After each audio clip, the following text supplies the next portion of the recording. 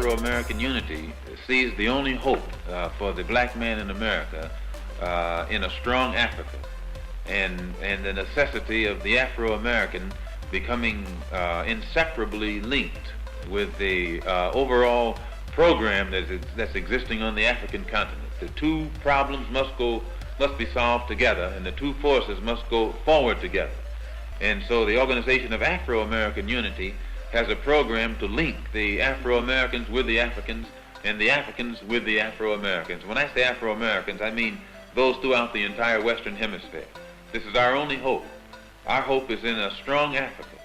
And when Africa is strong, our position in America will be one of respect. But if Africa is weak, we will never be in a position of respect in America. They used to have a saying that one doesn't have a Chinaman's chance. But they don't say that anymore. They used that expression back when China was weak.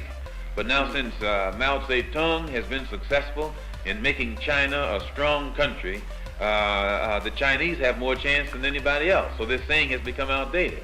Well, just as it took a strong China to give a Chinese person respect wherever that Chinese person is found on this earth, when we get a strong Africa, the person of African origin or African ancestry will be respected any place on this earth, even in America. But he will not be respected in America until Africa is strong, just as the Chinaman wasn't respected abroad until China became.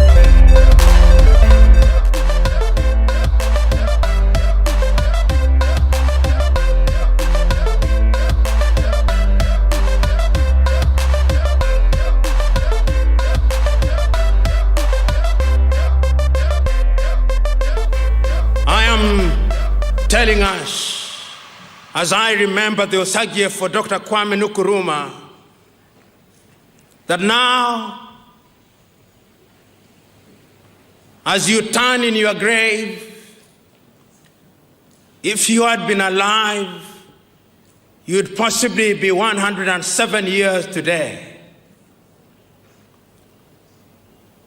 But your people, some of them, in their lack of wisdom, chose to remove you from power. I apologize on their behalf.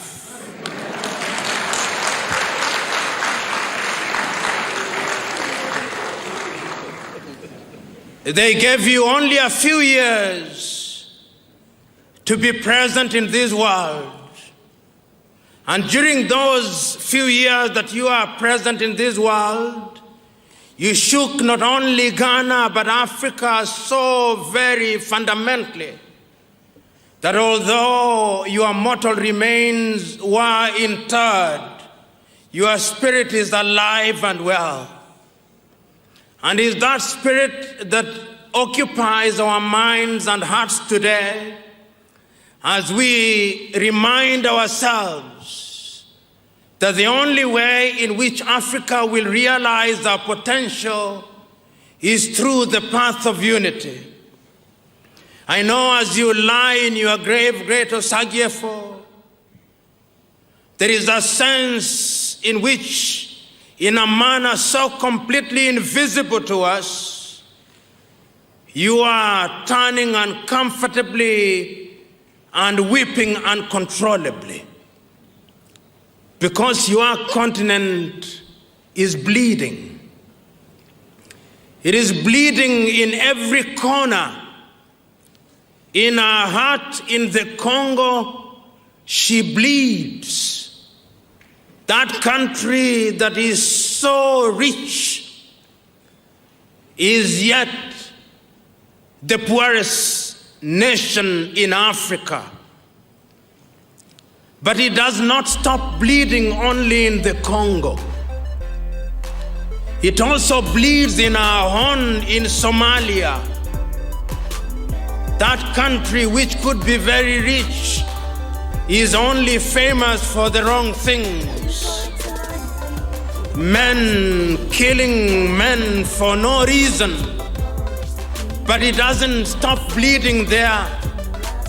It is also bleeding in our armpit, in Equatorial Guinea, that country that God gave so much oil. That oil was long captured by one family and they are using it for their benefit to the detriment of their people. And it doesn't stop bleeding there. In Central African Republic and in Libya and in Mauritania and in Mali, your continent is torn asunder. And we who have gathered here today are asking ourselves the fundamental question: what must we do to save Africa? And that is why today, when we are looking at Africa and when we are remembering you on that 24th day of May in Addis Ababa, Ethiopia, we cannot help but remember how animated you are.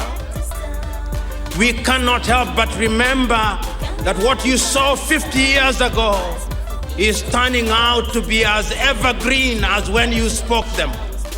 You told us then that our unity was going to be our salvation from other civilizations. Today, Africa is said to be rising, but the question we are asking, for whom is Africa rising? Today, the minerals in our belly are being exploited, Osagief. The uranium in Niger is being taken away from France to France. The manganese in Ghana, in your own country, is being taken away. Even the cocoa which you must have consumed as a young man is taken away in the same manner that God made it to be converted into something in Switzerland. Your people have not learned to add value to it. They have an apology for a factory in Takoradi, but it does very little, Osagief. In other words, there is a lot to be done. We can hear you telling us that we need to have free movement of goods and services in this continent. I can now inform you that when they met on the 27th day of July in Kigali, Rwanda, they created a passport, but that passport is only known to the president. The people of Africa have no idea what it is. But they have started, so we must believe that going forward, every African will carry what is an African passport, which will allow them to move, as you contemplated, from Dakar in Senegal to Addis Ababa in Ethiopia, from Cape Town in South Africa to Cairo in Egypt, and that they'll be able to move without free let and hindrance. The Osagief, we remember you. But we also remind ourselves that when we talk about unity, we are not saying that we should strike down our traditional institutions. We are simply saying that our traditional institution must be integrated in our modern scheme of doing things. And I must tell you that today here, we are agreeing with Ali Mazrui that indeed what others think is the Tower of Babel can be a power of Babel, and that this continent can be united, and our diversity would be a cultural and linguistic mosaic, which would be our strength and the attraction to other parts of the world. Osagiefo, as I continue to speak to you in your grave, there is the tendency that I may speak until the cows come home, but what is the wisdom in doing that? You are so clear in 1963, that is your clarity that we must use to remind ourselves that Africa can rise. But as I posed a little early, for whom is it rising? Is it rising for the Indians? Is it rising for the Lebanese? Is it rising for the Chinese? Is it rising for the Americans, or is it rising for the whole world with Africa as the bearers of the weight for our benefit? We want to live in a continent where we are respected, but we know that it's only through unity, and we believe that the academics will carry their weight so that our education has its value. Those of us who are trained in the sciences will no longer allow their knowledge to sit in libraries, but that knowledge will be utilized by the political class for the sake of the transformation of the lives of the people. We hope that our unity will create an environment where our young men and women will not be humiliated at the embassies of Australia, Canada, the United States of America, and little European countries that they may acquire their passports as a way of escaping from Africa, which provides no opportunity and no hope for young men and women. We can do it, we must do it, because if we don't do it, we ourselves will be done. So Africa must rise, because if Africa does not rise, Africa will perish. In memory of the Osagyefo Dr. Kwame Nkrumah, the first president of the Republic of Ghana and the most renowned Pan-Africanist, it is not lost on me that Ghana is celebrating this day in his honor and memory, and it's not lost on me that the great Kwame Nkrumah has now been fully rehabilitated in the life of Ghanaians and in the life and minds of Africans. Writing about Pan-Africanism, Kenya's renowned scholar Ali Mazrui says that when one thinks about the unity of Africa and the Pan-African movement, several names come to mind. Names such as South Africa's Nelson Rolihlahla Mandela and Tanzania's Julius Kambarage Nyerere, but no name is greater than that of Ghana's Osagyefo Dr. Kwame Nkrumah.